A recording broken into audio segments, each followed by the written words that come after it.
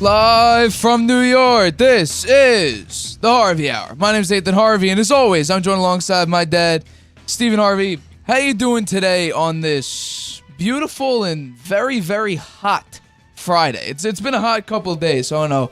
How you doing today? I'm great. I'm always great on a Friday after work. It's been a long day, long week. A lot of news has broken since the last episode of the Harvey Hour on Monday. So we're going to jump right into that. So let's start with our first topic here. So we got sort of breaking news that broke recently. So Jaylen Brown has now become the highest player in the NBA and in NBA history, signing highest a record paid player. That's what I said, yeah. 5-year, $304 million Supermax extension for the Boston Celtics. So I want to know, just let's jump right into it. What is your reaction to the Celtics signing Jaylen Brown to this record-breaking deal? He's lucky in terms of timing, right? The cap is rising. The salary cap is rising. He's a beneficiary of it. But down the road, you know what? He'll be the second highest paid Celtic on the team next summer when Jason Tatum gets his Supermax contract with a cap even higher. He'll get even more money. So I think it's crazy, the amount of money, right? $304 million, right, for him? That seems like an awful lot to me. I mean, it's only 5 years, too. That's 5 times 6 is 300, right? So it's $60 million a year to play basketball. How is it loaded? How is that contract loaded? Do you know? Is it even, the even amount every year? No, at the end it goes up incrementally. So basically, at the end of that Supermax contract, he'll be making over $69 million. So his cash goes 52, 56, $52 million, and then 60, 64, and then the last year it's $69 million. He must be happy. I would say so. How could he not be? He's the highest paid player in the NBA right now, but it won't last long. The other Tatum and Giannis are the next that are eligible. They'll have for more. Supermax. They'll get more because the cap will be even higher next year. I think I saw the number. It's 334. Now that this is 304. So the estimate was actually below what people are saying, because before the estimate was both Tatum and Brown will be worth $613 million. You got to add a couple. You got to add, I think $20 more million to that than we thought it actually would be. So I have a report here, which is interesting. So according to some front office members around the NBA, they believe that Jaylen Brown is the third, fourth, or even fifth best player on the Celtics, with one of them saying, quote, "I've had a couple of people in opposing front offices tell me something along the lines of, are the Celtics really going to pay their third or fourth or fifth best player all this money?" He's not their fifth best player. Get out of here. He's not their fourth or he's not their third. I think he's their second best player. I completely agree with you. And you know what? The stats actually back that up. In Jaylen Brown, and we think a lot of people think that Jaylen Brown had a poor poor postseason because especially of that Game 7 against the Heat where he had a bunch of turnovers. He almost nearly doubled Marcus Smart for the second most points on the Celtics for this postseason. Tatum was obviously number one with 543 points. Then Jaylen Brown was 453, and then Marcus Smart was under 300 points. So Jaylen Brown was a much more productive scorer. He was, at times he was a better 2-point shooter than Tatum, and then 3 points he was better than Tatum.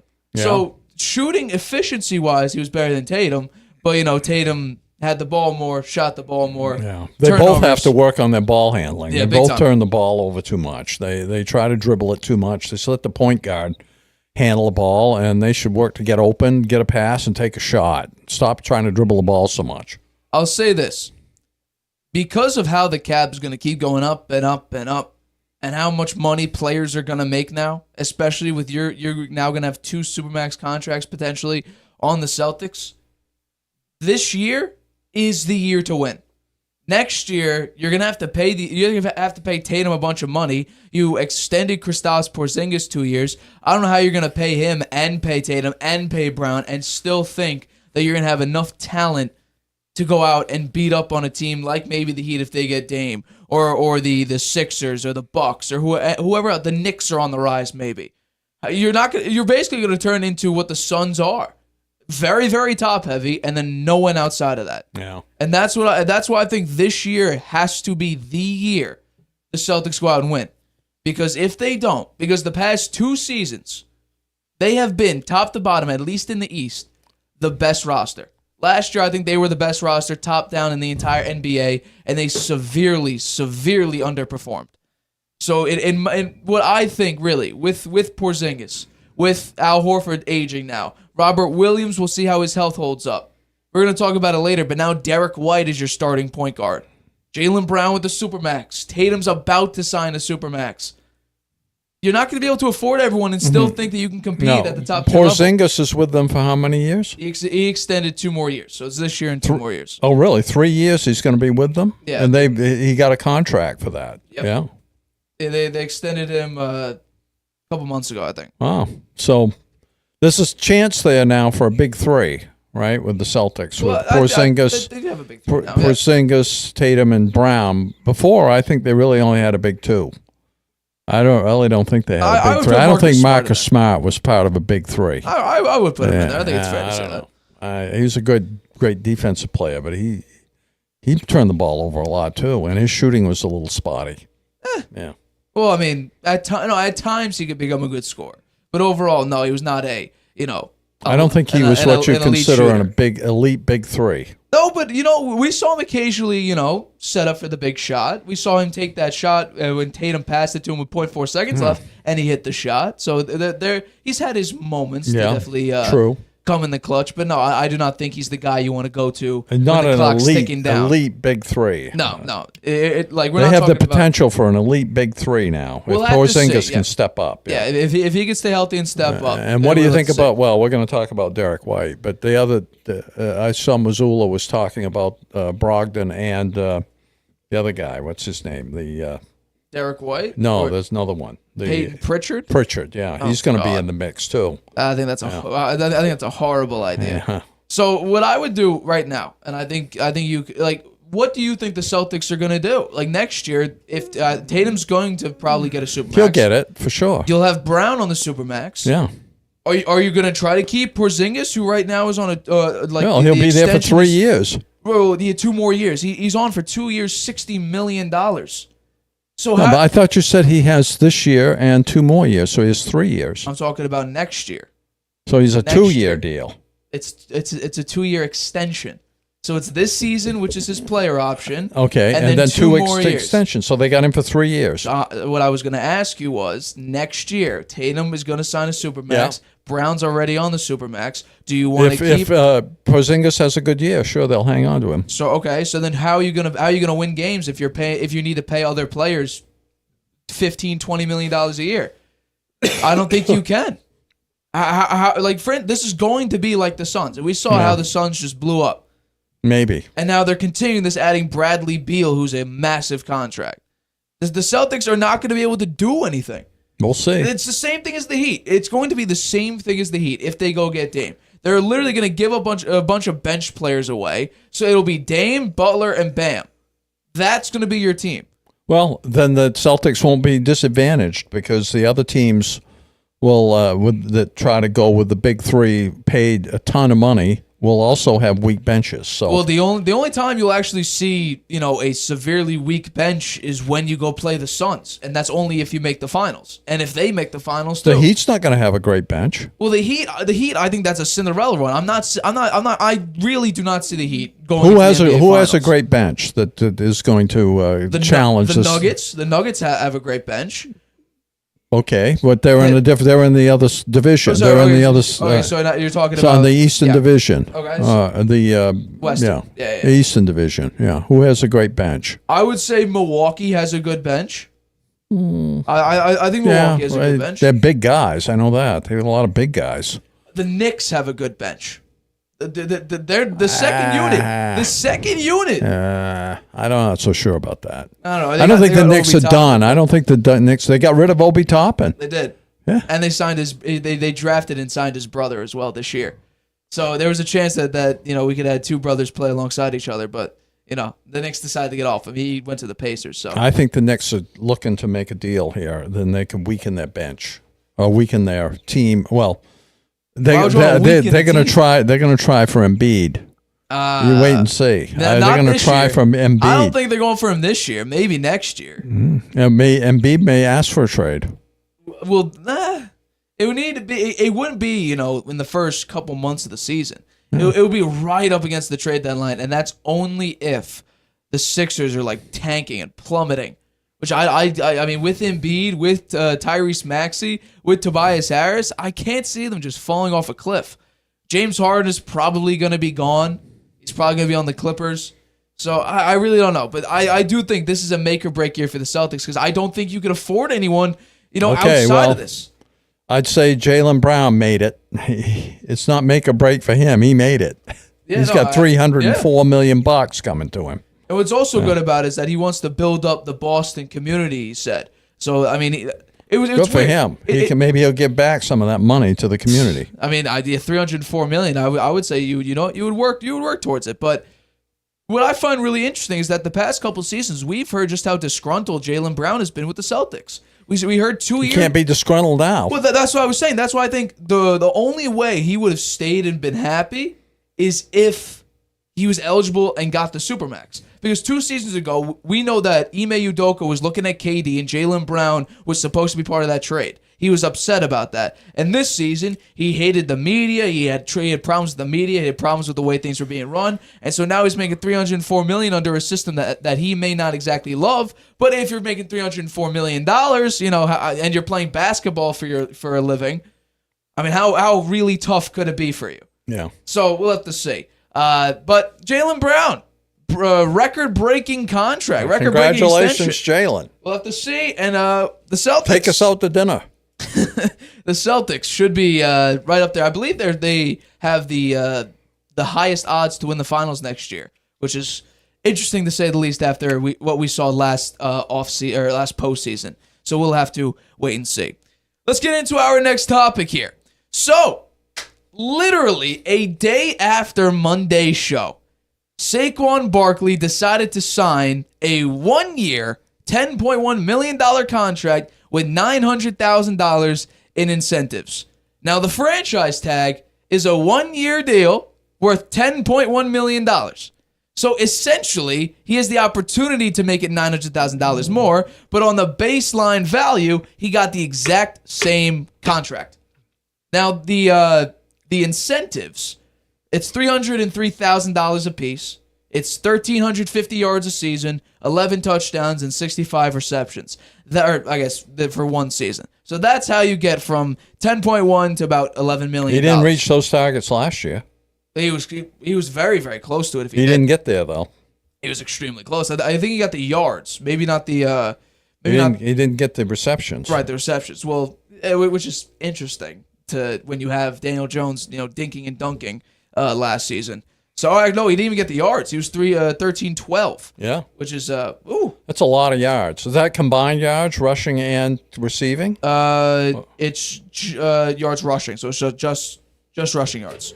So we'll have to see if Saquon can get it. But I'm going to ask you. I'm going to jump in on this after you. But do you think it was a good idea for Saquon to fold after he threatened to potentially hold out of the season due to being disgruntled over his contract situation? Well, I think he got a bad deal. It starts at the franchise tags, and it only rises $900,000 if he hits the TDs and receptions and the yardage. He missed the TDs and target and receptions target last year, so getting there this year going to be even harder because the Giants have better receiving core this year than they did last year. So I think it's going to be hard for him to hit those targets. There's no guarantee the Giants won't franchise tag him again next year if he has a good year. He didn't try to get that out of there. He should have tried to get that out. Say, you cannot franchise tag me next year. He didn't try for that. Let's see. I think he did it because he wants to be in training camp. He didn't like the media making him look like he was greedy. And, he could have had it. And another thing that was bad about it, he could have had a deal worth $14 million. They offered him a $14 million contract and he rejected it. So he didn't, the Giants are the big winner here, I think. I think Saquon didn't do so well. I find it crazy how after, threatening that he would hold out and, all the running backs getting into a Zoom call to talk about, how suppressed the market is and threatening to exaggerate and fabricate injuries reportedly in order to, show the value of running backs for the team. And even Nick Chubb said in his first press conference at the Browns training camp that it hurts their cause when, running backs sign for a 1 year, or just signed for like $6 million a year. And I think this is something along the lines of that, because you basically sign for the franchise tag with a little bit extra, but it is the franchise tag contract. Chubb to say these things. He's the number 2 paid running back in the league. Yeah, he's making over $14 million a year. I know. Well, that's he can make these comments. His contract's all set. He's got the money he wants. And that's why I think players like CMC and Derrick Henry and like Nick Chubb, while it's a nice gesture to do, you're not being affected by this. Jonathan Taylor and Saquon Barkley, Josh Jacobs, those are running backs. And Austin Eckler. Those are running backs that are actually being affected by it. You made your money. Well, Saquon Barkley didn't help the cause of his brethren, of the other running backs in the league, right? And that's exactly what I was going to say. Saquon right now basically just shot the cause in the foot, because guess what? He laid down and he accepted the fact that, hey, I'm not going to make a lot of money, but I want to play apparently. So let me just jump in. And on the first day of training camp, he decided to say, you know what? This holding out thing, not really about that. Sorry, guys, and let me sign. Josh Jacobs still hasn't reported. He's still holding out here.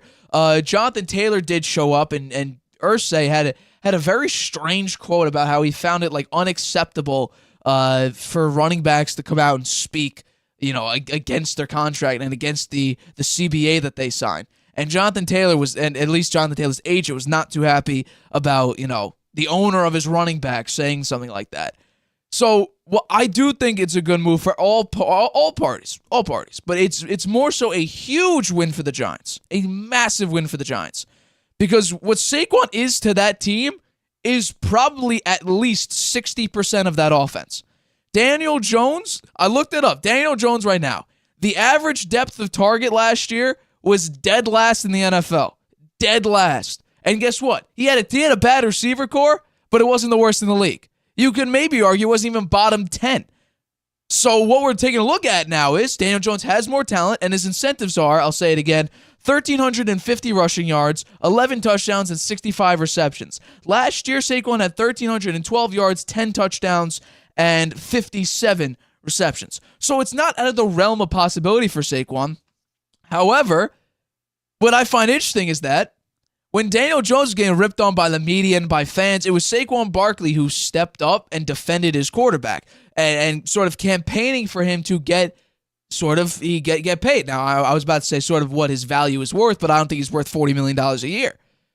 So, and now we're hearing Saquon Barkley go through this, and we haven't heard a peep about Daniel Jones. Daniel Jones has not said a word saying, Saquon's a great player, a valuable asset to this team. I think he deserves to get paid. When Saquon was campaigning for Daniel Jones to earn some respect, where's Daniel Jones speaking about Saquon to get his respect? And Saquon's contract now, to get that $900,000 in incentives, actually largely determined on whether or not Daniel Jones gives him the ball.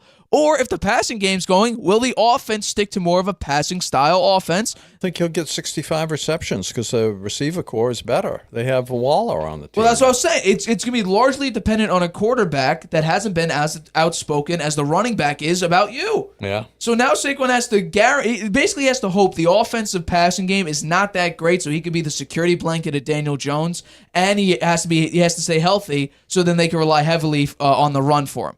That's what he has to hope for. And right now, with the way the Giants look, reportedly Darren Waller is now Daniel Jones' best target and has been basically unstoppable in training camp.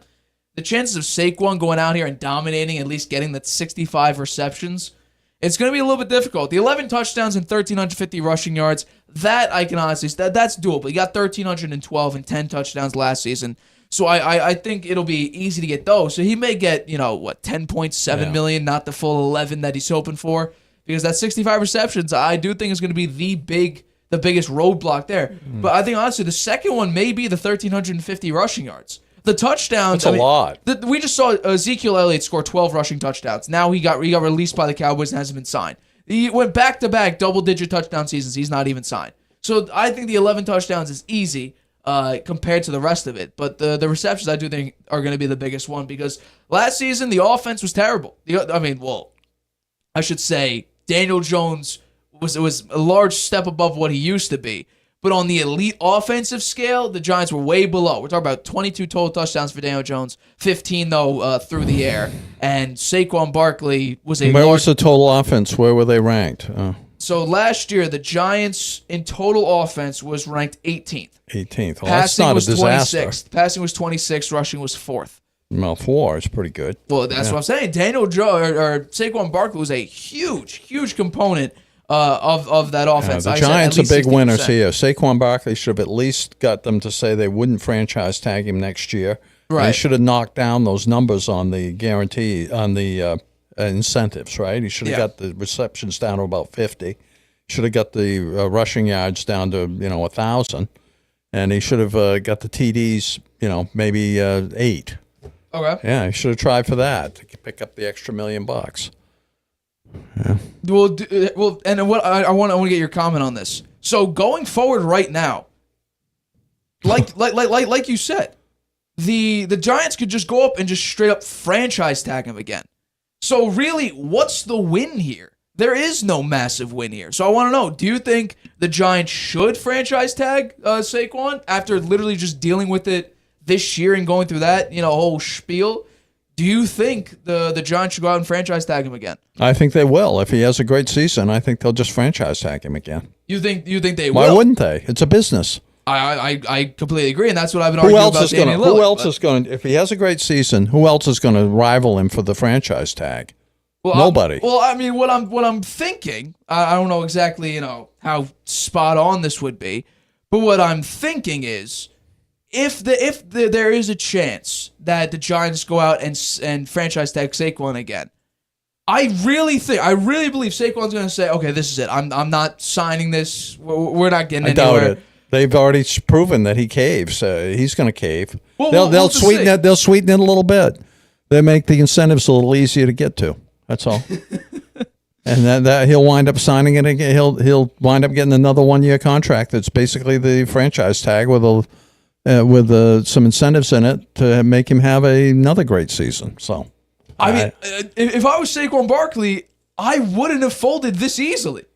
Because that literally is just setting me up to deal with it again because I already proven, I'll bow down and just do this just to play. And what's crazy is that if Derrick Henry or CMC or Nick Chubb just went on their merry way, that would be fine because they made their money. It's Jonathan Taylor and Austin Eckler and Josh Jacobs and Saquon that need to step up and prove that, no, we're serious about this thing. We really believe the running back market is suppressed, and we're not going to just let, the owners and the GMs just say, it is what it is. We'll just find it. And instead, Saquon and Jonathan Taylor, they all showed up, and I think Austin Eckler even showed up. The only one that I don't think is reported to training camp was Josh Jacobs. So he's really believing in this cause. He's truly upset about it. Saquon, I think he's got a little more clout because the Raiders really need him badly, right? They're going to need him badly. They haven't got that great a team, and he's probably their best player. Do I have the stat here? Yes. Okay. So I brought up the stat on Monday's show. Here we go. So I've talked about this before when we talked about the Raiders, and I said how good, or basically, what would the Raiders look like without Josh Jacobs? And what I found out was when the Raiders rushed for under 100 yards, they were 1-8.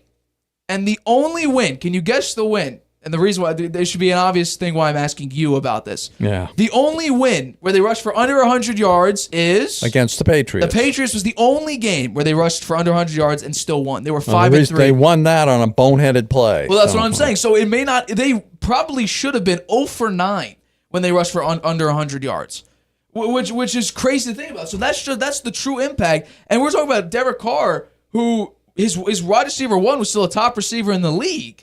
It's just Derek Carr had a bad year, a really, really bad year, albeit behind a bad offensive line and a tremendously bad defense. But still, your running back was the best in the league last year. And you should have probably gone 0 for 9, we're talking about here, when your running backs rush for under 100 yards. So Josh Jacobs has a legitimate key point. We saw Saquon and that rushing attack slow down, not come to a stop, but slow down second half of the season. And Daniel Jones, he sort of picked up where the running game left off, and that's why the Giants sort of remained largely successful last season before losing in the playoffs. So it wasn't entirely on Saquon, but I would say, like, we're talking about big plays and efficiency, and especially early in the year, getting those early wins. That's probably mostly Saquon Barkley. But then Daniel Jones stepped it up second half of the season, and we saw, why people are saying Daniel Jones is a top 10 quarterback last year. So Saquon, while he doesn't have that type of power over the Giants like Josh Jacobs has over the Raiders, I still would have fought for this cause. I would have fought for it because, think about it. If the Giants feel like you're more trouble than you're worth, they would have gotten off of you. So a team may have paid you more money than the Giants are willing to. Yeah. Instead, you have to do what the Giants potentially franchise tag. Well, you know what? I guess he doesn't care that much about the money. He wants to be with his teammates. He wants to be out there the first day, the training camp, and he was worried people were looking at him as being greedy. So I think, I guess he's happy. Well, they say he's not happy. I don't know whether he's unhappy or not. Well, he's going to be happy in front of the cameras and everything. Yeah, but I wonder how he feels about the Giants. He probably doesn't feel like good about them. I would agree. Yeah, absolutely. Yeah. You know what? We're going to do something new. So let's get. We're doing a new thing. It's called the Harvey headlines. So Stephen Harvey, let's get right into the Harvey headlines. Okay, the top stories this right is the now first in sports. Headline. Training camp has officially begun this week, and all eyes are on Bill Belichick and Mac Jones after the two had their differences on the offensive situation last year. Both Mac and Belichick were asked about their relationship with one another, and this was their response. No, I think we're good. I think the biggest thing that we've all talked about is just having a fresh start. I think there's a lot of learning experiences from last year that we've talked about, and this year it's all about just working together, right? Yeah, I trust in all the players we have on our team. If I didn't, they wouldn't be here. Yeah, I'll keep all my conversations between the players private. Yeah, again, I'm good with all the players that are on the team, absolutely. The Harvey headlines. The top.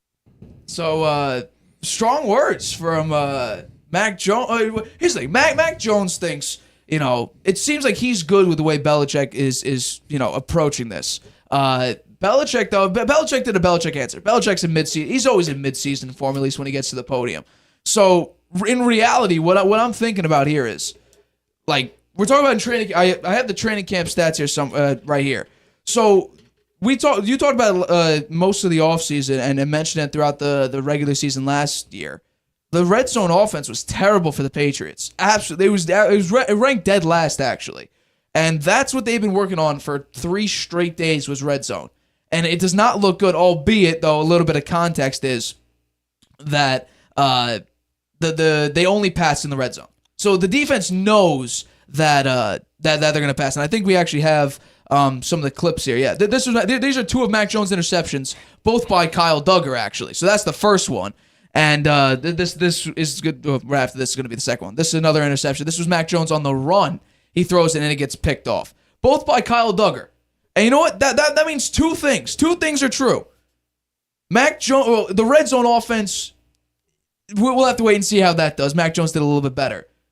The defense is really good this year. It's looking really good. Jonathan Jones has been very, very good.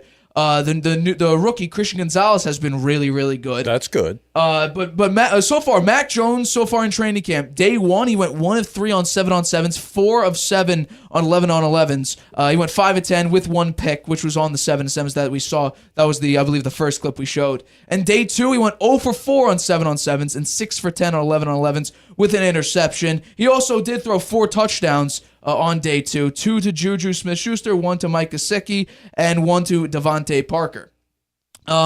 So day 3 today was much better. 3 of 5 on 7-on-7s and 5 of 10 on 11-on-11s.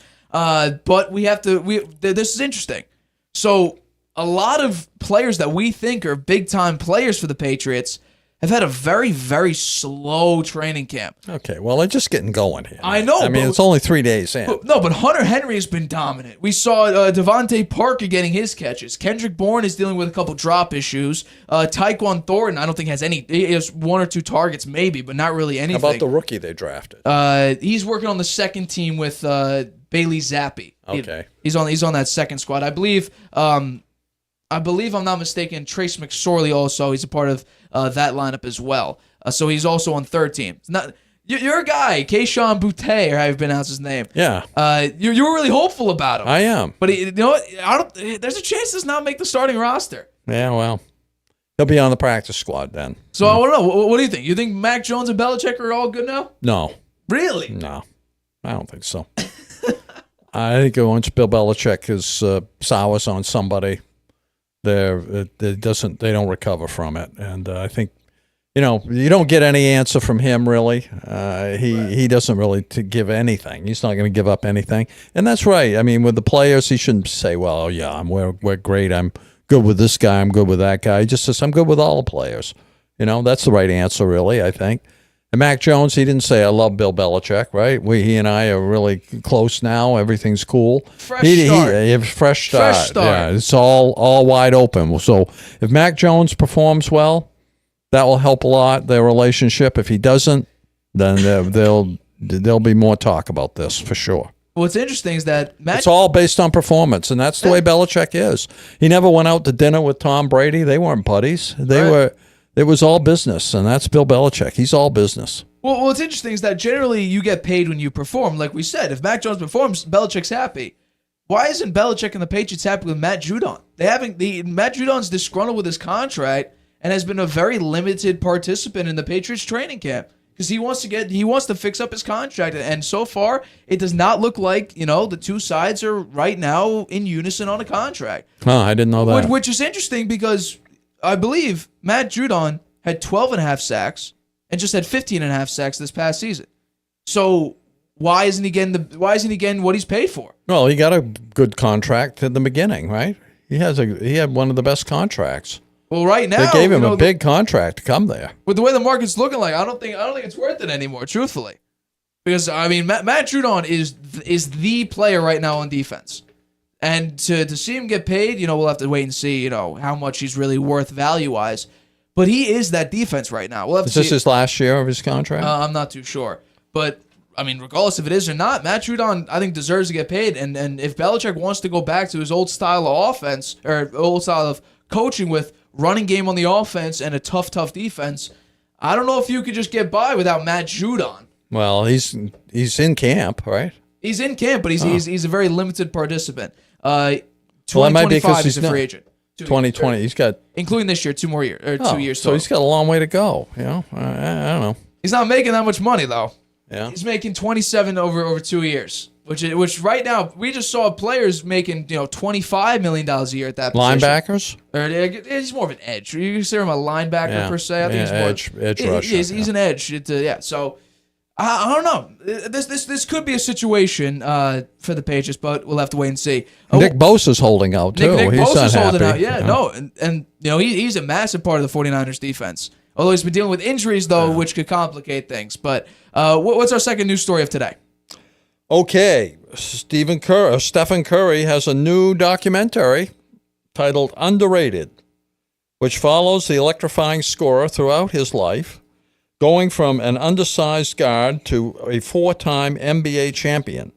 In an interview with PBS, Steph had this to say: "I still feel like I'm in the prime of my career in a sense of what I'm able to accomplish. Just out there and what the future may hold, trying to achieve, hopefully win more championships and push the envelope as far as I can. But the biggest thing is just inspiration." So, I mean, you really think Steph Curry, A, is still in his prime? I do. And B, could still go up and win a championship? I'm not so sure about the championship. I don't think they've got the team around him that can deliver that. I mean, we talked about when the problem last year with the Warriors was they were severely undersized. They were not getting to the free throw line. They didn't help themselves with that. They picked up one of the smallest players in the league. Right. And right now they're the second smallest team in the NBA. But last year, they fouled a lot, committed a lot of turnovers. They were a great scoring team, as they've always been. But they weren't great on the rebounds. They were really poor on defense in a large context of it, especially on the road throughout the regular season. And they got smaller and older, which doesn't make a lot of sense. So the championship-wise, I don't know if Curry will get to that 5-time NBA champion. But Curry to still be in his prime, that is, I really believe that. He's going to, his 15th season in the NBA at 35 years old, which is incredible. He's still one of the best scorers, right now in the league, if not the best scorer in the league. Can he stay healthy? I think that's the thing. As you get older, it's tougher to stay healthy. It's very demanding, NBA, right? The physical part of it, really demanding. He's had some injuries in the past, so if he can stay healthy, I do believe he's still in his prime. I mean, think about it. In 56 games last season, he averaged almost 30 points a game. So he gets to still play. And what's different from his earlier years and to now is he's in significantly better shape than he was.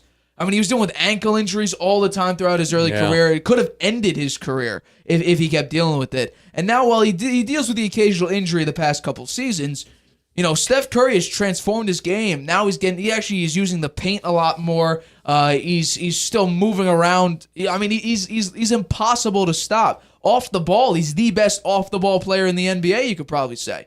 I mean, the guy doesn't stop moving. So I believe really Steph Curry's still in his prime, and I think truthfully, if Steph Curry keeps playing the way he's still playing, we could be seeing 3 more years of this kind of Steph Curry. I'm just wondering about the chemistry when they bring Chris Paul in there. If that works, that's great. If it doesn't, I think Steph Curry is going to be a little upset. I'm not sure. Well, he's he did gonna only be happy. say at least one more season with that big 3, and he got that. He's going to get that. Well, I think if we're talking about if he's saying at least one more season and the Warriors fall flat on their face again, I mean their playoff run was interesting, but I mean they went to 7 with the Kings. I mean, the Kings almost embarrassed. I picked the Kings. Well, in the 5. Kings are the top scoring offense in the league last year. In NBA history. They're the highest points per game. So, I mean, if the Warriors do not perform very well, and especially they have that very, very poor road record, which they shouldn't because they fixed, we'll have to see, but they fixed, at least on paper, that punch issue between Draymond and Poole. I mean, we're talking about maybe Clay's off the team next year because they just signed Draymond to a massive extension. Although Jordan Poole just signed a massive extension this prior offseason. And they go off him after a year. So we could be seeing some changes here, if all things go to hell. So we'll have to wait and see with the Warriors situation. But, Curry's still in his prime. And that documentary, I believe it's on Apple TV. And you know what? They call underrated. I don't think since when has he been underrated? I mean, they used to call him the baby-faced assassin. I mean, that's underrated. Well, no, that's when he was dropping 400 threes a season. That's when we're talking in the league. I mean, he was severely undersized. He had to change his shooting form. He used to shoot from the chest before he went over his head. I mean, we're talking about a guy who probably should have gone now in retrospect. But he was drafted in the first round, but right? He went to Davidson. No top team. So what? I don't think he was underrated. No top college wanted him. He went to Davidson. Oh, well, maybe when he comes to the NBA and almost got traded away. But Davidson, Monte Ellis. Did his father go to Davidson? I don't know. I'm not sure Del Curry went to Davidson. Yeah. I'll look it up. But isn't that his hometown area? I think that's near where he grew up. Where his family was living. Del Curry went to Virginia Tech. Oh. Well, I thought his family was living near Davidson when he was going to college. Well, Curry grew up in North Carolina. He went to high school in North Carolina. Okay, well, that's where Davidson is. Yeah, so, I mean, it was a local college, which is fine, but I think maybe he was underrated until he got to Davidson. Think about it. The only coach that put a lot of faith into Curry was Mark Jackson, saying this is going to be the best, shooting backcourt in NBA history. He said that way before Curry and Clay were considered the Splash Brothers. So he saw what the Warriors were going to become, and everyone laughed at him. Well, then he wasn't underrated. Well, now he's not underrated, but you were talking early career. Yeah, 100% Curry. Curry was not one of the considered a top player in the league, nowhere near it. He almost got traded away in that Monte Ellis trade that fell through, but he didn't get traded because of his injury. So he's actually fortunate that injuries may have saved his career with the Warriors.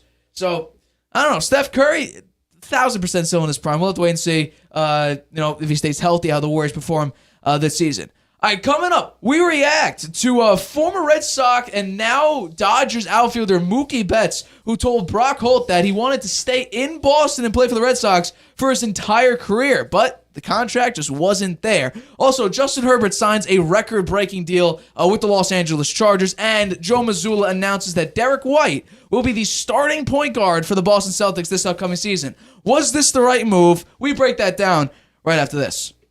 You have a lot to say. Maybe you've thought, I should start a podcast. Meet Anchor, the easiest way to make a podcast ever. It's a powerful mobile app and web tool that lets you record a podcast anywhere and distribute it everywhere. It's great whether you're a seasoned pro or just starting out. And it's 100% free. You can record your show straight into Anchor on your phone, iPad, or the web, using any mic you want. Record alone or with friends or co-hosts anywhere in the world. You can add background music and transitions, and your listeners can send you voice messages that you can incorporate right into your next episode. If you want to produce your show using another app, you can upload your own audio directly from web or mobile and still take advantage of Anchor's totally free podcast hosting. Once your podcast is ready to publish, Anchor can automatically distribute it to every major podcast platform. That includes Apple Podcasts, Google Podcasts, and Spotify, so your listeners can hear your show wherever they want. And on the web, you can see detailed analytics about how people are listening. Plus, you'll get a great-looking profile page where anyone can listen to your podcast or subscribe to it. And if you want to ask your audience to support your work, Anchor makes it easy to collect monthly payments from the people who love your podcast and want to see it grow. You really don't need a recording studio, expensive equipment, or a bunch of technical knowledge to deal with a podcast feed. Just get started and join the diverse community of podcasters already on Anchor. We can't wait to hear your podcast. Introducing video podcasts on Spotify. Transform your storytelling into a show everyone can watch Or listen to. Easily upload your video through Anchor, Spotify's free podcast creation tool. So whether you're showing off a new recipe, Interviewing an exclusive guest, or uncovering the next mystery, you can now reach a whole new audience with Spotify. podcasting just became more than audio. Create with Anchor, watch on Spotify.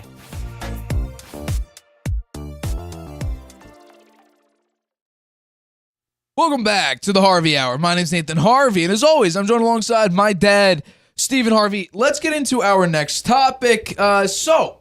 Justin Herbert is now the highest paid player in the NFL, where he signed a 5-year, $262.5 million contract extension with 133.7 fully guaranteed. That can go up to almost 220 guaranteed with an injury guarantee and that weird springing guarantee that we heard about in Lamar Jackson's potential contract that we heard rumors about. So I want to know, what's your reaction to Justin Herbert now becoming the highest paid player in the NFL? Well, I looked at this contract. I'm not sure. Maybe I don't understand it totally correctly here. Maybe you'll have to correct me on it. But the good thing for him is, it's a no trade clause in there for him. And he'll be only 32 years old when it ends. So he could make $262.5 million and still wind up with another giant contract, right? So that looks really good for him. However, as I was looking at it, the contract's really back-end loaded, right? In 2027, he'd make $58 million. In 2028, $71 million. In 2029, $59 million. If I have that right. I might have it wrong. I might be looking at the cap number. I'm not sure. But, as I looked at it, it's really only a 5-year deal, right? And that gets you to $142 million on his salary. And so if $133 million is the guarantee, then he's probably going to average about $28 million, a little over almost $29 million a year for the first 5 years. So it's really not that rich a contract for him. They can after 5 years, they can be out of it. And they will have only paid him about $29 million a year. That's a steal for a quarterback, right? So he's got to hope that he makes it to years 6 and 7 in that deal, because that's where the money is. That's at the end of the contract, and that money's not guaranteed. Right. So I think I think the Chargers got actually not such a bad deal. Well, the way the market is going up now, I don't know if we'll see, an elite quarterback, when we get this new transition of power, because we have to remember a couple seasons ago, Jimmy G had the highest contract. He was the richest player in the NFL right now. He was making, I think, $25 million a year, and now people are making more than double to that. But Justin Herbert is not going to make that much money year by year the first 5 years. He's going to make about $29 million a year. The potential out for the Chargers is in 2028. That right now, after this year, when the contract fully kicks in, the first 2 years are brutal. You're looking at about $116 million in cash, yearly cash for Justin Herbert. Then in years in the 2 years after that, you're making the yearly cash is about $60 million total. So it goes from, on average about $58 million a year to then you're averaging about 30. And then 2028, it ramps right back up to 52 and then 50 and a half. So all the money's at the end. Well, no. A big chunk of it, $100 million of it, it's at the end, okay? So you're gives him piecing it's more than $100 million in the last 2 years, the way I was looking at it. It Yes. looked like 102 the first and a half. 5 years looked like they're worth $142 million. And you divide that by 5, you're getting about $29 million a year. That's a steal. Well, right? For what quarterbacks are being paid today, year by year. He's got to wait for his money. He may not make it. And the guarantee will end, and they could drop him. They could. I do not see. There is. I'm telling you now. I'm putting this. Set in stone. There is a 0% chance the Chargers will move off Herbert unless he has a career-ending injury. There is a 0% chance because we're talking about a quarterback now that came into the league, and 5 minutes before kickoff, Tyrod Taylor has a collapsed lung due to like an injection he was taking. And his first task was, by the way, Justin Herbert, you're a brand new player in this league. We're telling you 5 minutes before kickoff, you have to go one-on-one against Mahomes. So you have to outplay Mahomes. And through 99% of that game, he went toe-to-toe with Mahomes. Basically the entire game was a great battle between Herbert and Mahomes. And honestly, throughout their respective playing careers, their games have been phenomenal. I mean, I think the first Thursday night game was the Chargers and the Chiefs, and they went toe to toe in both the games. They went toe to toe with one another. So I mean, Justin Herbert has definitely stepped up to the task. I mean, he's putting up I don't know if it's yards or touchdowns, but some of the things he's been doing, no one has really done in NFL history, which is incredible to say. But last year was a little bit of a down year. He was comparable to Tom Brady, and people think Tom Brady had a poor season. Well, Justin Herbert was basically the same quarterback as him, and we have to also remember he just gave up a massive lead in the playoff game, his only playoff game that he's had so far. So, and I mean, I think that's Brandon Staley too, not being the best of head coach. I thought they should have got rid of him in this offseason, but. I mean, for me, I would have paid Justin Herbert this money, and right now it will get past, I don't know when now exactly, because Joe Burrow, he's going to be out for a couple weeks here, but he's going to make more money than Justin Herbert. So this contract is really good right now. I think he's definitely worth it. He is the franchise quarterback of the Chargers for this season. I mean, I really don't. I do not expect Herbert to not be a Los Angeles Charger anywhere anytime soon. That may be true, okay? But they're going to extend it. But the Chargers have the flexibility here. That they're going to have a quarterback who's one of the elite quarterbacks, I agree with you, and still improving, right? Yeah. They're going to have him for an average of $29 million a year for the first 5 years. I think take a look at the cap at that year. No, I'm not. I added up the salaries. Right. But I added up the salaries. Yearly cash in the first year is $56.6 million. The following year is 60. Then the 2 years after that, it's 24 and 36. That's not an average of $20-something million a year. Well, that's not what I saw when I looked in the article about his salary. You might be looking at the yearly cap where the first year is 19, and then the next one's 37, the one after that's 46, and the one after that's 58. Yeah. And then after that, that's 71 and 59. That's the cap hit. No, I was looking at if you got the table there? I have the table right here, yeah. The yearly cash is what he's getting paid. That's how much his contract, that's how much he's going to be streaming in right now.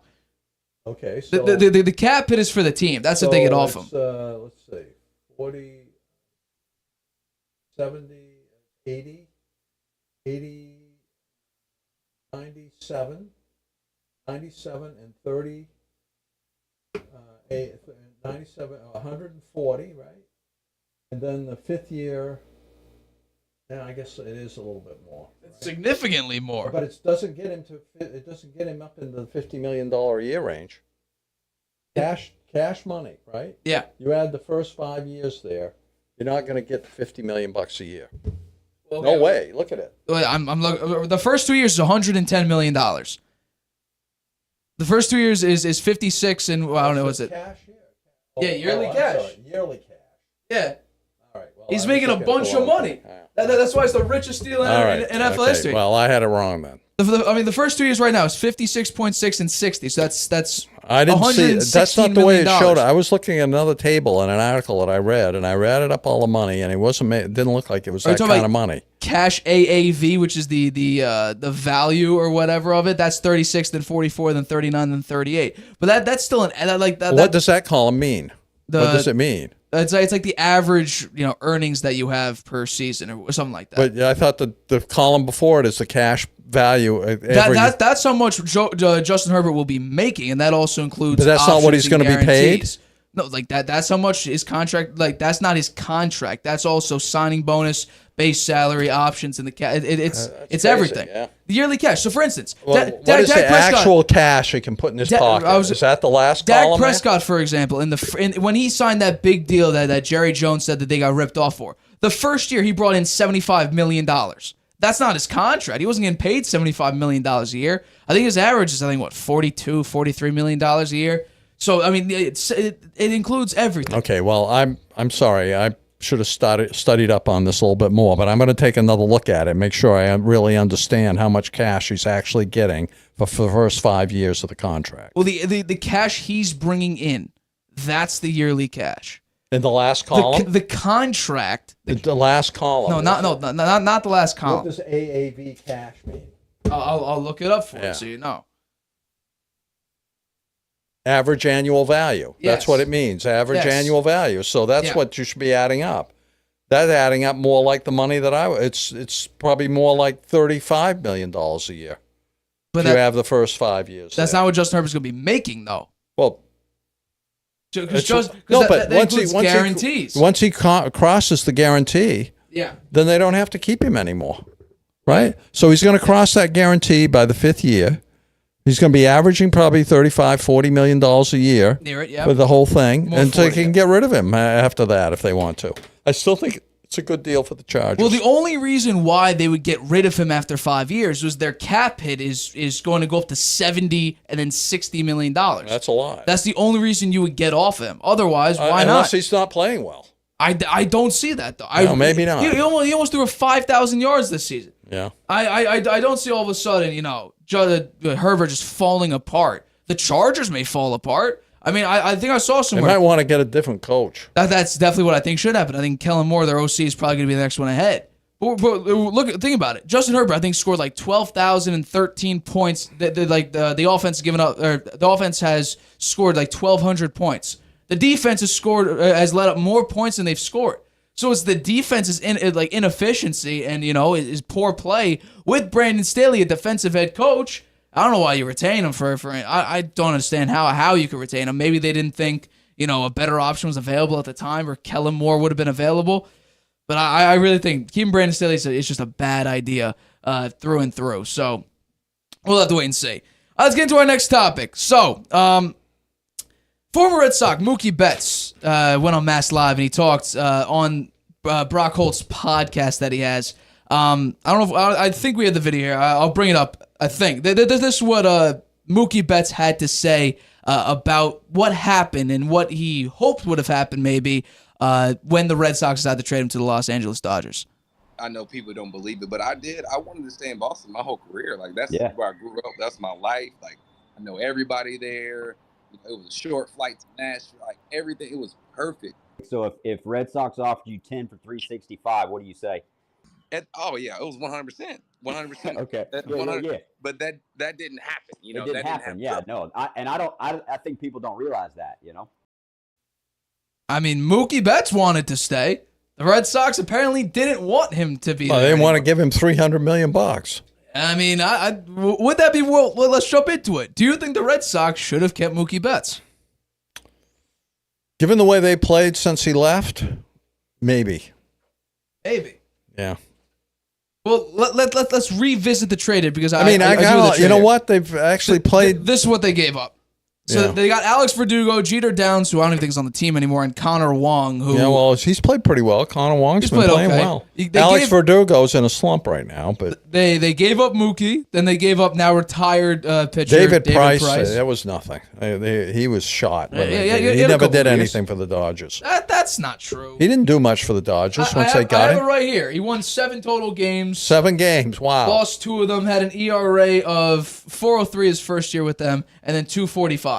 He ended his career good with them, but, it wasn't bad, I'm not going to say. So, do you think the Red Sox won this? I would have to say no, because the Red Sox record since Mookie Betts has left hasn't been that great. And the Dodgers won a World Series recently. Well, you know what? I guess maybe the Red Sox had one good year there, right? They almost made it to the World Series. They got to the ALCS without Mookie Betts, so that was a Cinderella run, though. They could have done that, so they did have one good year there. The past couple of years, though, with Shane Bloom and the way they've been playing, I don't know. I think they've been interesting lately. It's been fun to watch them. I like Kenley Jansen. I like watching him play. I think that it'll be interesting to see what they do in the next week or so when the deadline comes and whether they're buyers or sellers. They got rid of Kike Hernandez, went back to the Dodgers. I was watching the Dodgers game. Kike immediately gets a hit. He couldn't seem to do that with the Red Sox in the last year or so. So, interesting. The Red Sox players they've been giving up, right? Look at Hunter Renfro's doing Hunter well. Renfro, Kyle Schwarber, Evaldi, Michael Walker. Yep. Bogarts is having an okay, not a great year. He's an okay year. Eduardo Rodriguez is having a good year. Everyone leaves the Red Sox. Everyone leaves the Red Sox. Seems to do pretty well, Well, here. If the money was there, I would have liked to see Mookie Betts stay with the Red Sox. Who wouldn't? Yeah. Well, maybe Mookie Betts wouldn't have given you that next level. Come on. He's an elite player. Ready for this? This is Mookie Betts' comparison when he was on the Red Sox to on the Dodgers. He was a significantly better hitter on the Red Sox than he is on the Dodgers. Yeah. He has now resorted to more of a power hitter, I guess you could say. By the way, this is not, the total amount. This is an average per season of Mookie Betts on the Red Sox and on the Dodgers. He was a better hitter. He averaged 2 fewer home runs. He had he had 16 more RBIs on average. He had a better on-base percentage and a better slugging percentage. Mm-hmm. So we've actually seen a dip in Mookie Betts, at least hitting-wise, overall hitting-wise. So I don't necessarily think they lost it because we wouldn't have seen a phenomenal or next level of Mookie Betts. Yeah, well, Verdugo. And also in the playoffs, he hasn't been performing all that great. Well, Verdugo's stats and not power numbers are nowhere near that. I like Verdugo a lot, but his power numbers are nowhere near what Mookie Betts can do. Well, I think Mookie Betts is a different player than Alex Verdugo. And also, Alex Verdugo is much younger. Let's say. So his power stats for when he's on the Red Sox now, including this season. So I'm going to bring it just so we could compare here. So slugging percentage is about 100 points less than Dodgers Mookie. His on-base percentage is .02 lower than Dodgers Mookie. Batting average is better than Mookie Betts with the Red Sox. So an average of home runs, it's significantly less. He might have benefited. They have a really good lineup this year. What is Mookie Betts' batting average this year? Mookie Betts this season. Average, I think it was 277. Really? Yeah. Oh. Well, they have a great lineup, so he's protected in that lineup. He should be seeing a lot of good pitches. And the Red Sox lineup, he was really protected. They had a great lineup. So I guess the lineup is not the reason because the Dodgers have a great lineup this year. They do. And J.D. Martinez in their lineup. They just added to another it Red Sox that left and is having a great season. I'm going to bring this up, but they did actually just add to it right before the show. Do I have it? Yeah. which is interesting here. The Dodgers are bringing back Joe Kelly, and they also traded for Lance Lynn as well, the starting pitcher. They did a massive trade with the White Sox right before the show started. But yeah, Joe Kelly, Lance Lynn, both heading over to the Dodgers. I like Joe Kelly. You hoped he would have signed with the Red Sox one of these off seasons ago, but yeah, it's interesting. I mean, I think it would have been great to see. I mean, who wouldn't want Mookie Betts on the Red Sox? Everybody would love to have had him. He wanted to be on the Red Sox. He wanted to stay. John Henry didn't want to shell out the money for him, but they gave Rafael Devers $300 million. I guess they thought they can't give both those guys $300 million. Then they saw Devers as a younger guy and maybe have the better numbers down the road. So they didn't want to give Bogarts the money anyway as well. They didn't want to give Bogarts the money. Yeah. So I'm sure Bogarts wishes he stayed with the Red Sox now. I think. Right. I mean, the Padres. What are they? They got a big name lineup, and they ain't playing well at all, really. No, they got four big names: Tatis, Soto, Bogarts, Machado. Yeah. And they haven't really been doing anything. Right now, they're the second worst team in the NL West. Yeah. 10 games behind the Dodgers. Speaking of teams that have fallen off, we talked about this. We talked about the Mets and how they have fallen off. The Diamondbacks also have slipped. Oh, yeah. Big time. They went from number 1 being 3-4 games up to now being 4 games under first place. The Dodgers have surged recently. Yeah. Well, the Dodgers are going to win that division for sure. Oh, probably 100%. All right, let's get to our last topic of today's show before we break into some more news around sports. So, Joe Mazzulla came out recently and said that Derek White will be the starting point guard for the Boston Celtics heading into the 2023-2024 NBA season. I want to know, do you think Derek White deserves, or at least should be, the starting point guard for your Boston Celtics? I think that's a little bit of a toss-up. I mean, he played well in the playoffs. He had that big shot against Miami, right, that kept the season alive with 2 seconds left. He ran in there, got the rebound, and laid it in just before the clock expired. It's pretty amazing. And so he goes down in Celtics lore for that one. Whether he can do it every night, as a starting point guard, I'm not so sure. I mean, they have Brogdon, too. Brogdon is good. I think those guys their minutes will be very close to one another. And they also have Pritchard out there. I know you hate him, but here's the thing. I do not hate Peyton Pritchard. He is just he is what he is, and that is a role player, a 7th, 8th, 9th man. He's not out here, leading the Celtics to victory. He has his moments. He has moments 2 seasons ago. It's a pretty good 3-point shooter. Last season, he was, you didn't even really see it. You saw him when they were crushing teams, maybe, or down by so much they had no chance to come back. So I did a little bit of research, and I decided to look up when Derek White was listed as a point guard, and that was his first, I believe, 2 seasons with the Spurs. Those are then he moved to shooting guard. The only 2 seasons where he was listed as a point guard for the Spurs, because that's the only data that I have about him being a point guard. And Malcolm Brown's career as a point guard, mostly on the Pacers. This is the comparison between the two. So 55 to 160 games. Malcolm Brogdon obviously has more. Points per game, 8.5 for Derek White, 17.4 for Malcolm Brogdon. Malcolm Brogdon has more rebounds, more assists, slightly lower shooting percentage, slightly lower field goal percentage, slightly lower three-point percentage, but he's played 105 games more at the point guard position than Derek White has. So those numbers I could assume, I mean, they're obvious that they're going to be lower probably just because. I really think Derek White is more a 2-guard than he is a 1. Well, that's why I think this is a mistake. He's a good 3-point shooter, right? And I think that might suffer a little bit being the point guard because he's going to be, pressuring the lane, trying to drive in there and distributing the ball. So I think his 3-point shooting is going to suffer as a point guard. Well, Derek White did have a good year last year. He had a really good year last year. Yeah. But to say that Derek White now is going to be the starting point guard of the Celtics, so you could have White, Brown, Tatum, then probably Porzingis and Horford. That's probably going to be your 5th man. I don't love that because guess what? Newsflash, you still don't have a distributor. But this does play into Joe Mazzulla's philosophy that he tried to employ last season of heavy 3-point shooting.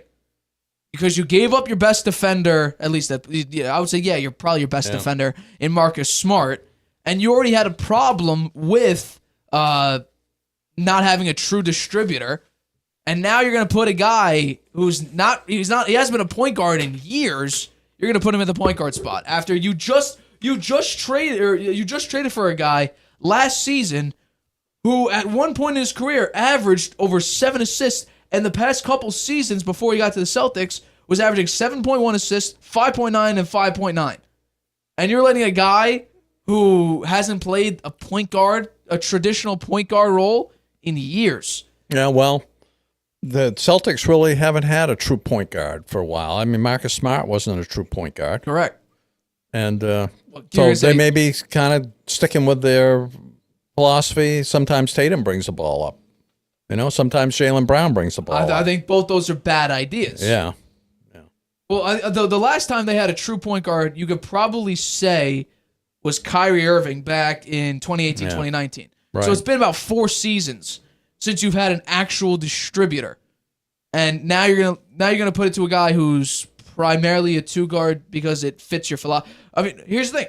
Why can't you go a little bit smaller and still keep that 3-point prowess? You could have Brogdon as your point, then you have Derek White, then Jaylen Brown, Jason Tatum, and Porzingis. That's your starting 5. That's a better starting 5, and you actually have someone who could distribute the ball. Jaylen Brown's a little small to be the small forward. Well, that's what I'm saying. You can go smaller.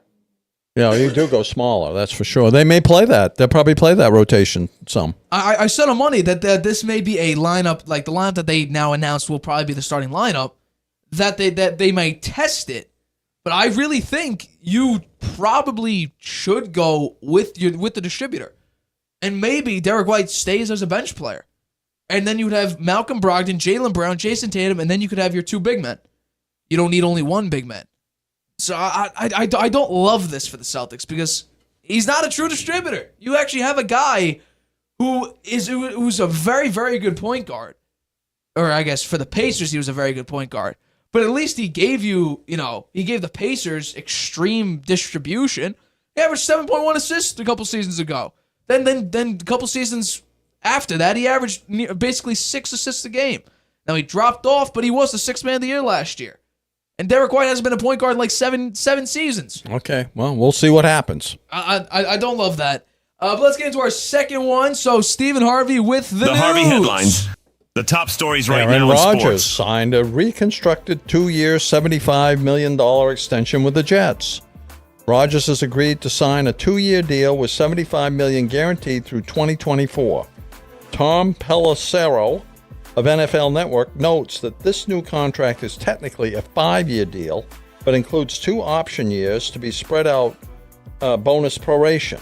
Rodgers had nearly $110 million guaranteed on his old contract and has taken a pay cut of $35 million to play for the Jets.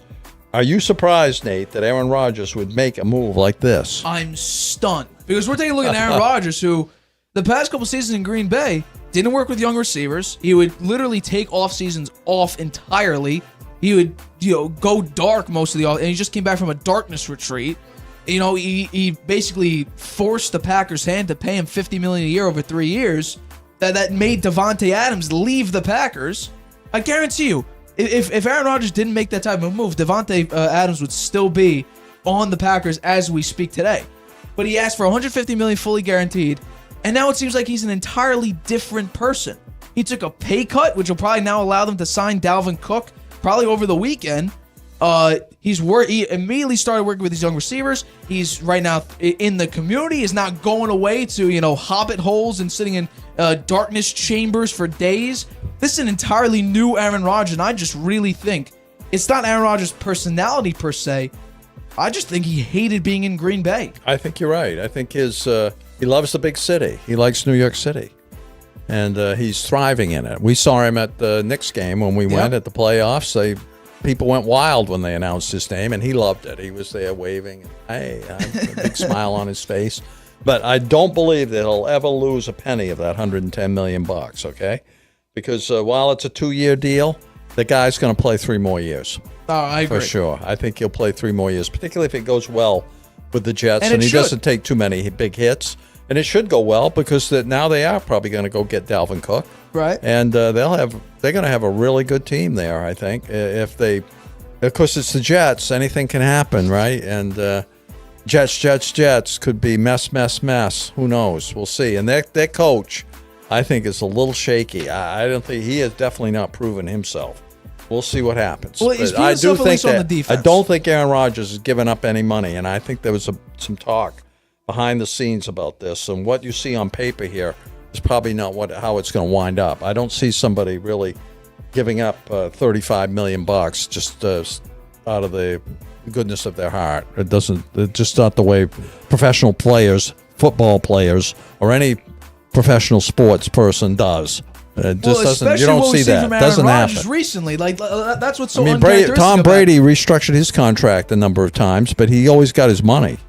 He always got the money eventually. No, but he intentionally took less. It wasn't like he signed this massive deal or whatever. He's not signing like what used to be a Mahomes deal or a Deshaun Watson deal or any of these massive contracts. If I'm not mistaken, Tom Brady was never near the highest paid quarterback in the league. I don't think he was ever top 3 maybe. And that's like Aaron Rodgers. Right now, he just was the highest paid player in the NFL before the Deshaun Watson contract went through. He was averaging $50 million a year, fully guaranteed, and now all of a sudden he's taking a $35 million pay cut. Like it's uncharacteristic. That's why I'm so shocked. But if this is really the new Aaron Rodgers, I mean, think about it. He went from looking like Nick Cage to looking like a Hollywood superstar now. He shaved his head. He actually looked really, really good after that. He came to New York. It was an entirely different person. I don't know if it's just, the New York atmosphere compared to Green Bay, all the love he's getting, being around 11 million people all the time in New York. I don't know what it is, but this new Aaron Rodgers is interesting. And now it allows the Jets some stability and some flexibility contractually to try to get another big name player like Dalvin Cook. Do you think that the Green Bay will ever retire Aaron Rodgers' number? That's funny. They recently came out and said when the time is right, Rodgers' number will be retired by the Packers. And I think it should. He won a title there. He was there for 18 seasons. I mean, he says he's the best player that ever played, that ever was in Packers history. Yeah. So I mean, I don't understand why not, but. You know what? This is good for the Jets. This is really good for the Jets. This is pretty good for Aaron Rodgers because guess what? It now allows them to arguably have the best roster in the AFC because you have now. Think about it. Breece Hall's come back from an injury. Now you get Dalvin Cook added to that. Breece Hall was battling early in the season with Garrett Wilson to be Offensive Rookie of the Year. So right now you have Garrett Wilson, you have Allen Lazard, you have McCole Hardman. Then people say Randall Cobb. I'm not gonna say that. You also have. Corey Davis as well. You have a pretty good wide receiver core. Your offensive line, that's the big hole there. The defense is good. Defense was just number 4 in the league, and now you're gonna have 2 pretty good running backs. At least one of them was a consistent 1,000-yard back, and now you have Aaron Rodgers at quarterback. Hey, the Jets should be a really, really, really good team this season. And then that makes teams like the Patriots, fall way by. Now the disparity between, decent to good to great to where the Patriots are, that gap is widening because all these teams, they're taking shots. They're paying players. Odds the Patriots one chance in 60 of winning the Super Bowl. You taking those odds? 1 in 60. You taking that? You know what? I might take them because if they did make it, I would win enough money to buy my tickets to the Super Bowl. Right? So I might put a few bucks on that. I could put $100 on that. That's win not 6,000. I mean, with the way tickets are going now, that may not get you a Super Bowl. I think the last year's tickets were like $10,000, which is absolutely ridiculous. Let's get to our next news story. What do you got for me? Per Pro Football Talk, the vibe in San Francisco is that Sam Darnold will be the backup to Brock Purdy and Trey Lance will be relegated to QB number 3. What should the 49ers do with Trey Lance, Nate? I've been all over this. Months ago, I talked about this. And especially when Jimmy G took over that job again after Trey Lance got hurt, I truthfully thought Trey Lance ain't getting another shot because before Jimmy G got hurt, Jimmy G was balling out. I think he's 7-3, and he started that 5-game winning streak that was a part of their 10 straight wins that they had. Brock Purdy taking over after Jimmy G got hurt. Jimmy G started that winning streak. I thought Trey Lance lost his job again because I feel like there's a reason the 49ers thought he was valuable enough to at least bring him back for a year. And now, as it was a perfect thing because Guess what? It allowed Juju to come in after and provide stability to the 49ers. And at this point, I'm starting to feel bad now. And people were saying there's no shot that Trey Lance will be the third. We talked about this before. Where's the evidence that Trey Lance is the third quarterback? Well, if you look at any depth chart now, Trey Lance is the third quarterback. And we heard about this weeks and months ago that Sam Darnold, first of all, Kyle Shanahan for some reason loves Sam Darnold. He sees a lot of potential in Sam Darnold. I don't understand it. I think he's a bust. But the fact that right now, Sam Darnold is the quarterback 2 on the 49ers, the 49ers need to get off him. Now, they came out recently and started, hyping up Trey Lance. This ain't about him starting eventually. They're boosting his trade value. Let's be honest with one another. We're talking about Trey Lance here. There's zero shot. What I found absolutely ridiculous, I talked about this on Monday. Somehow, Trey Lance has higher MVP odds than Mac Jones. Higher than Matt Stafford. He's a third-string quarterback. How the hell does he have higher MVP odds than starting players? That blew my mind. But regardless, Trey Lance is done. He should be done in San Francisco. Unless there's literally only one reason why. One logical reason why the 49ers would keep Trey Lance. They are afraid of what happened last season, where you had 4 quarterbacks go down. Yeah. That's the only reason you would keep all of them. Yeah. The only reason why. I think they will keep all of them. But we're talking about a guy who you spent 3 first-round picks to get. By the way, those first round picks, I think, became Bradley Chubb, Jalen Waddle, and I think Jalen Ramsey as well all for the Dolphins. And now all of a sudden, you're gonna relegate him to being the quarterback 3 on your team. It's just wasted value. You literally bought high, and you have to sell low. Yeah, well, they're not selling yet. They've still got him in there, and he's QB number 3.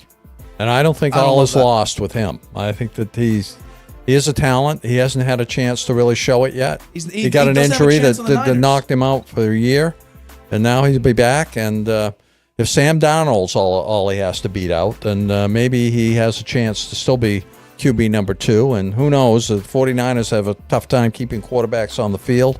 He could be out there this year. We'll wait and see. But realistically, let's just say all goes well. Brock Purdy stays healthy the entire year. Can you see them moving off of Trey Lance? I think they should. Because if Kyle Shanahan really believes in Sam Darnold, by the way, they split second-team reps, Trey Lance and Sam Darnold, today. So I guess that's a positive sign at least. Why would you, if Sam Darnold if Brock Purdy has a fantastic year and he's not hurt, then they probably will try to move Trey Lance. I mean, Mike Silver said... Or maybe they would, if Trey Lance looks good in the preseason, maybe they get rid of Darnold. Maybe. It could be. I'm not sure, though. Oh, maybe another team would take a flyer on Trey Lance and give up a second-round pick for him or something like that. Right? I think there are a couple teams that it might be a good idea for Atlanta, for example. They might do okay with him. That bring him into that division, which is weak, and has got the young quarterbacks in it, except for Derek Carr. Also, Baker Mayfield. Baker Mayfield. Well, you said Baker Mayfield would never start again. I did say that, and I did eat my words. However, we don't know if Kyle Trask maybe is going to beat him out. And if that's the case, I say Brock Purdy retire, Baker Mayfield retire, because if you're going to beat out by Kyle Trask, I don't know. But the Raiders could be a good option. The Vikings may get off. Kirk Cousins may not come back to the Vikings next season. The Falcons. Yeah, Trey Lance is still young. He's still young. And what's scary is that while he hasn't gotten an opportunity to play in NFL games, he's there in practice every day. There's a reason why we're hearing stuff about Trey Lance, and it's not good. And he really hasn't had that opportunity. Maybe it's not because that Jimmy G is just better or something like that. Maybe it's that Trey Lance is just really bad. It could be that. I don't know. He didn't play that badly in the games they started in before he wasn't got good. Hurt. He wasn't good. He wasn't bad though. He wasn't really bad. I mean, one game, it was a monsoon out there. And he lost? Right, yeah. He lost to Justin Fields. Yeah, but it was a monsoon. It was. It was really terrible. All right, so I want to jump in here. I have one more news story that broke about 15 minutes ago. So the NBA sent a memo to all 30 teams, including Shams, about the Damian Lillard trade request and how him and his agent said that he only wants to play for the Heat. This is a bit of a long quote, but I want to read it because it's important. So basically, Chris Haynes of Bleacher Report said, quote, recent media reports stated that Damian Lillard's agent, Aaron Goodwin, called multiple NBA teams, to warn them against trading for Lillard because Lillard's only desired trade destination is Miami. Goodwin also made public comments indicating that Lillard would not fully perform the services called for under his player contract if traded to another team. We interviewed Goodwin and Lillard and also spoke to several NBA teams to whom Goodwin spoke with, which would probably have been the Celtics and a couple other teams. Goodwin denied stating or indicating that to any team that Lillard would refuse to play for them. Goodwin and Lillard affirmed to us that Lillard would fully perform the services called for under his player contract in any trade scenario. The relevant teams provided descriptions of their communications with Goodwin that were mostly, though not entirely, consistent with Goodwin's statement to us. And it goes on a little bit more. But I find very fascinating that Goodwin came out publicly, and we talked about on the show, how he said he basically discouraged any other team from trading for him, and yet he's saying that he told him that Lillard would not perform. He said that I don't know. What's funny is that he said he made a public comment, yet teams are saying this is not what Goodwin told them. So right now, Goodwin's playing two sides right now. He's making public comments, and then he's actually privately having conversations about teams that are somewhat positive and not what he's saying publicly. So what the hell? What do you think is going on here? I think that Lillard's starting to get worried. He's softening. He's going to soften his demand a little bit. Really, you think so? Yeah, I do. I think he's softening his demand a little bit. Well, what I'm thinking right now, I'm going to bring up the quote. I mean, there are other teams he could go to that would have just as good a chance as the Heat. Better. Yeah. Clippers. Clippers are one of them. The Raptors recently, a lead writer for The Ringer made a Raptors mock trade, which I talked about on Monday. I don't have the graphic up now, but I'm trying to find the Goodwin quote that we talked about before because I think it's very, very important. Yeah, here we go. So Aaron Goodwin said about 2 weeks ago, we talked about it, where he said, I do what I should for my clients. Some teams have called me. It's a respectful relationship with most teams. Truthfully, he wants to stay in Miami, or he wants to play for Miami, period. So he's saying basically Miami or bust. That's basically what it was. And then on Monday's show, when I talked about it, the potential trade for Damian Lillard to the Raptors was, let's see if I can bring it up quickly, hopefully. Can I get it up? Yeah, here we go. So it was the Raptors get Damian Lillard. That's it. The Blazers got Gary Trent Jr., Chris Boucher, Scotty Barnes, Thaddeus Young, Otto Porter Jr., a 2028 unprotected first-round pick, and a 2029 pick swap. Right there, right? And by the way, what the Blazers have a problem with is that they haven't had a super efficient forward or a super good big man. That's not what they've had. They've had guards. That's what they're stockpiling right now is guards. This allows them to have 4 efficient forwards and not as good as Dame, but a solid replacement in Gary Trent Jr. and you get 2 first-round picks. Now, before we heard, there was a report out saying that the Heat offered Tyler Hero and I think 3 first-round picks, and I don't know why the Heat are still trying to trade Tyler Hero.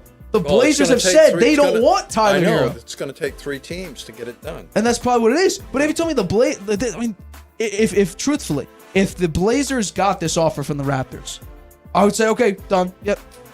Take them. We don't want them. We'll gladly take this trade.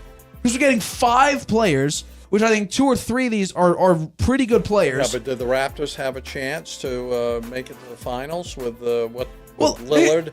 This gets back to your view that teams that go after these elite guys, right, sign them to great big contracts, then they don't have any bench or anything to work with. What would the Raptors have left after they wouldn't be a team that could probably compete? Well, I agree because get to the finals. Because you're giving up Scotty Barnes, who's a young player. Gary Trent Jr. is like a 20 on average scorer for you.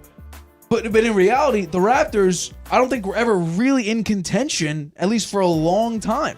Let me bring up that record last year. So Toronto last year, they were 41-41 last year. So they weren't a great team. And if I'm not mistaken, they just fired their head coach, Nick Nurse. Nick Nurse. They were ninth. They were ninth in the East. He's going to be the Bucks head coach, right? Nick Nurse. I believe so. Yeah. So the Raptors really weren't in contention anyway. So does Dame bring some excitement to Toronto that they haven't had since what? That's Kawhi? not what he wants. He wants to win a championship. Well, you're not winning the championship even with the roster you have now. That's the thing. No, but that's why he wants to go to Miami.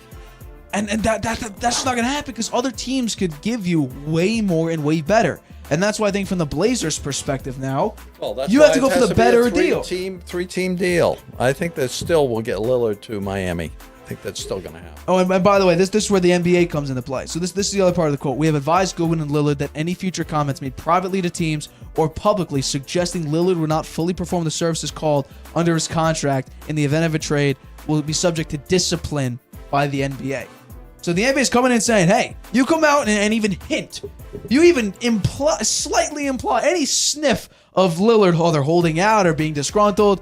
We're going to come in. There's going to be some issues with the league, and I think that's good because you can't have all these players come in and say, "All right, I want to go to this team only, no other team. I understand I have a contract with you guys. You can't let the this players. Team I want to go to. You can't let the players run the league. That's not the right way. And that's why we're seeing James Harden. He's trying to force his way to the Clippers, which we talked about. We talked about a while ago when James Harden said that he demands a trade. We both thought the Clippers probably because the Clippers were trying to figure out Paul George's trade value. So if James Harden's we saw Ben Simmons push his way out of Philadelphia. We saw James Harden push his way out of Brooklyn, which was just complete, and out of Houston. So we saw him push his way out of a bunch of teams here, and now he's trying to push his way out of Philly. So right now we're seeing a era, and Austin Rivers said recently that this is bad for the league, and that's right. Because now you maybe say, okay, so what's the point of an owner? What's the point of a GM if the players could just move around freely however they want? Now, it's great for news. It's a great talking point. But just for the stability of the NBA, having all these players move at their own free will and not living out contracts, think about it from a fan's perspective. Kyrie Irving's another perfect example. He just disappears. So, like for instance, if your favorite team signs a player, right, and you sign him, and he should be with the team for 4 seasons, and after 1 season or 2 seasons, he's like, I'm not really feeling it. We kind of suck. Let me go to a different team. Huh? And basically he's forcing his way to another team. I mean, there's a reason why contracts exist. There is a reason why you signed long-term deals. Damian Lillard, even though, think about it. He was beating up on ring culture, saying he didn't want to play for a long, long time because he doesn't like the way the NBA is turning, what the NBA is turning into. Now that's BS. And then he said, I believe that was March. He's going to play as long as he's getting a big payday. Well, that's what I was saying. And then all of a sudden now, by the way, he signed a 4-year extension, I believe, with the Blazers. And now he's like, okay, let me join. There's one team I want to join, and it's the team that just made it to the NBA Finals.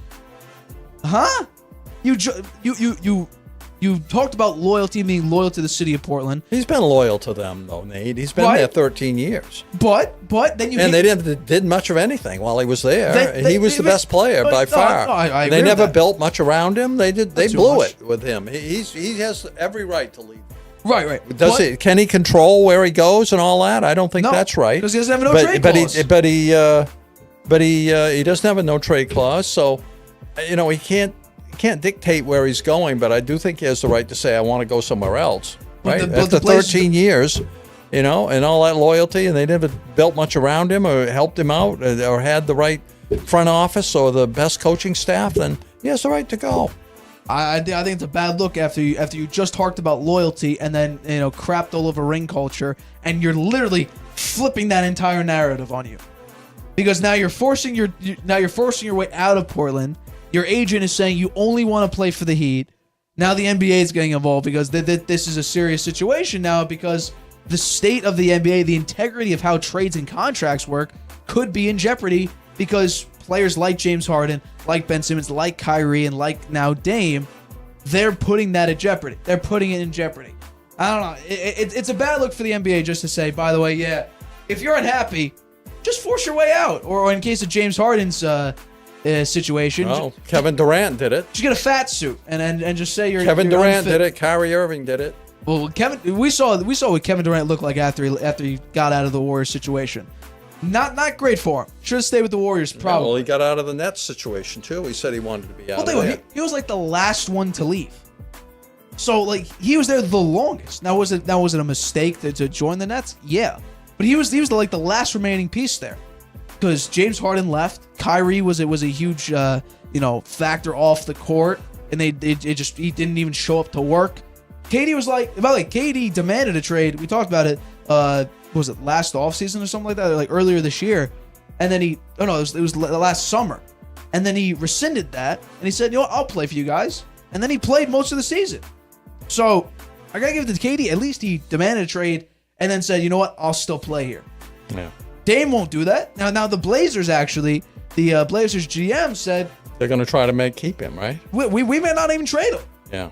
Which I don't know. I don't know if that I don't think that's a good idea. That's a whole different situation that I think could be. We'll watch it unfold. I don't know. It's gonna be interesting.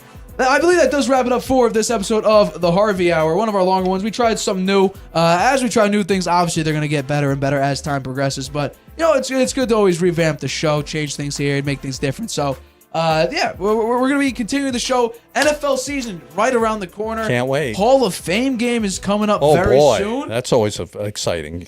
We're going to see Aaron Rodgers maybe. I'm sure Aaron Rodgers is going to... I don't think so. You think Aaron Rodgers not going to play the Hall of Fame game? No. You don't think he's excited to get on that field? Maybe they'll give him 3 snaps. That'll be it.